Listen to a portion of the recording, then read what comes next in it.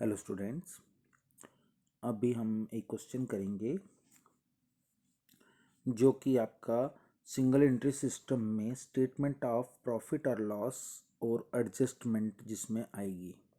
ठीक है, मतलब कि जिसको हम कंप्लीट क्वेश्चन बोलते हैं सिंगल एंट्री सिस्टम का, जिसमें हमें बैलेंस शीट भी शो करने हैं। तो देखिए ज़रा, Anil Kumble could not maintain proper books of accounts from the following. You are required to prepare statement of profit और loss for the year ending and balance sheet. ठीक है, तो 2 साल का आपके पास ट्रायल बैलेंस दिया हुआ है, और मतलब ट्रायल बैलेंस नहीं बोल सकते, बैलेंस दिए हुए हैं आपके पास। ठीक है, एसेट्स और लाइबिलिटीज़, कैश इन हैंड है, एसेट्स है, बैंक ओवरड्राफ्ट आपका लाइबिलिटीज़ है, स्टॉक सन्ड्री डेटर्स एसेट्स हैं, क्रेडिटर्स आपका लाइबिलिटीज़ है, बिल रिसीवेबल आपका एसेट्स है, बिल्स पेबल लाइबिलिटीज़ है, फर्नीचर और लैंड एंड बिल्डिंग दोनों एसेट्स हैं। एक 31 मार्च 2018 का दिया हुआ है, एक 31 मार्च 2019 का दिया हुआ है। 18 वाला ओपनिंग स्टेटमेंट ऑफ अफेयर्स बनेगा, जिसमें आपका स्टेटमेंट ऑफ अफेयर्स में सारी बैलेंस शीट वाली चीज़ें लेनी है। जो डिफरेंस आएगा वो आपका कैपिटल होगा, वो ओपनिंग कैपिटल निकलेगा 18 वाला। 19 वाला क्लोजिंग कैपिटल निकलेगा आपका। तो नीचे एडजस्टमेंट्स भी दिए हुए हैं आपके पास। Drawings during the year were 18,000. Depreciation is to be calculated on land and building 2% and on furniture and fitting 10% per annum. ठीक है, डेप्रिसिएशन आपके पास लैंड एंड बिल्डिंग के ऊपर दी हुई है और फर्नीचर्स के ऊपर 10% दी हुई है। Provision for bad debts is to made at 5% and provision for at 2.5% of bill receivable, दोनों के ऊपर प्रोविजन रखा हुआ है आपके पास, बैड डेट्स के लिए भी, ठीक है, और बिल रिसीवेबल के ऊपर भी। तो जो बैड डेट्स का है वो डेटर्स के ऊपर निकलेगा, और जो बिल रिसीवेबल का है प्रोविजन वो अलग से बिल रिसीवेबल आपके पास गिवन है, क्योंकि दोनों ही डेटर्स ही होते हैं। जो बिल रिसीवेबल होता है वो भी डेटर्स ही होता है, क्योंकि उसको हमने उधार पे सामान बेचा होता है, और डेटर्स को भी उधार पे सामान बेचा होता है। सिर्फ फ़र्क ये होता है कि जो बिल रिसीवेबल होता है उसमें आपका रिटर्न एग्रीमेंट होता है, रिटर्न एग्रीमेंट भी होता है उसमें, तो डेटर्स में नहीं होता है। तो देखिए ज़रा, हम पहले स्टेटमेंट ऑफ अफेयर्स ऑन 31 मार्च 18 वाला बनाएंगे। जो लाइबिलिटीज़ हैं वो लाइबिलिटीज़ में ले ली, bank overdraft, creditors, bills payable, और एसेट्स में cash, stock, debtors, bill receivable, furniture और लैंड एंड बिल्डिंग, ये सारी चीज़ें प्लस करेंगे एसेट्स में, और लाइबिलिटीज़ माइनस हो जाएगी।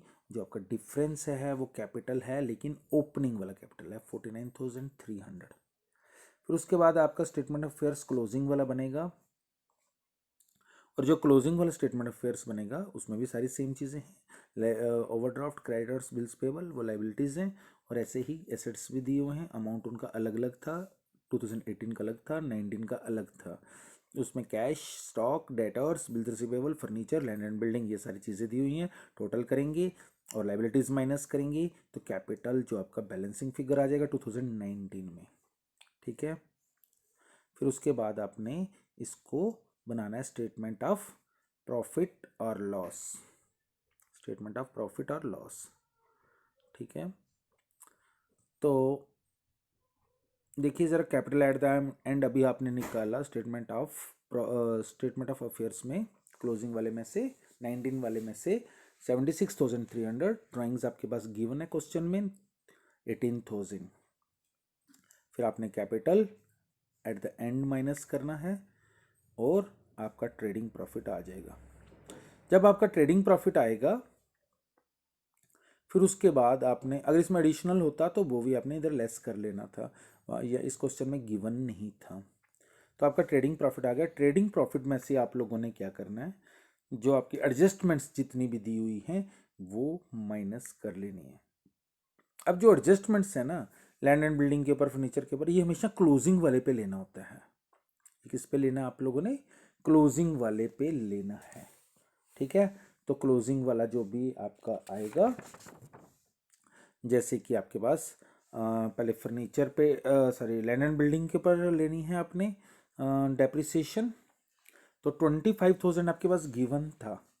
लैंड एंड बिल्डिंग आपके पास गिवन था 25,000 क्लोजिंग वाला, ठीक है। तो 25,000 के ऊपर 2% करेंगे तो 500 ही होता है। फर्नीचर के भी जो क्लोजिंग वाला था आपका 2500, उसके ऊपर 10% करेंगे 250, टोटल डेप्रिसिएशन बन गई 750।